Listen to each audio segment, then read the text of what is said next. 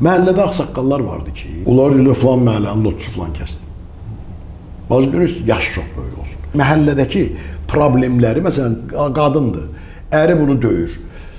Ayıb sayılırdı gedib milisə müraciət eləmək. Gəlirdi məhəllədə ağsaqqala deyirdi ki, ay qədəş, bax mənə gün verir, güzaran vermir bu. Məni döyür, həm uşaqların tərbiyəsinə pis təsir edir filan. O da çağırır, deyir də, bir də belə iş görsə, səni bu məhəllədə görmür. Səni bu məhəllədən çıxardacaq. O qədər hörmətli olurdu ki, onu deyən adam. Uşaq deyə bilməz onu. O biri də başa düşürdü ki, ya gərək özü çıxsın, getsin. Ya da belə bir əməl tutmasın. Ya da bir də belə bir iş görməz. Hə, o kriminal avtoritetlər çıxandan sonra onlar da cəmiyyətin bəlli kəsiminin hörmətli adamları idi.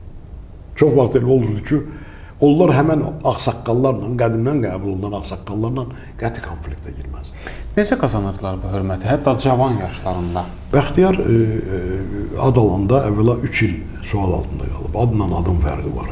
Sovet dövrünün sonuncu ad alanlarından idi. O dövrdə ad almağın mexanizmi var idi. O mexanizm nədən ibarət idi? Bütün ölkə həbsxanalar idi. Hamısında qanuni uğurlar da olurdu, avtoritetlər də olurdu. Məsələn, sən iddia edirsən ada.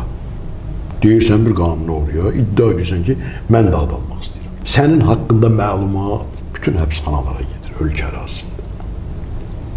Əgər oranın hər hansı birindən etiraz gələrsə, sənin ad almağın sual altında qalır. Məsələn, 1000 dənə həbsxana var, bunun 999-u sənə hə dedi, amma filan həbsxanada bir qanuni uğru yatır.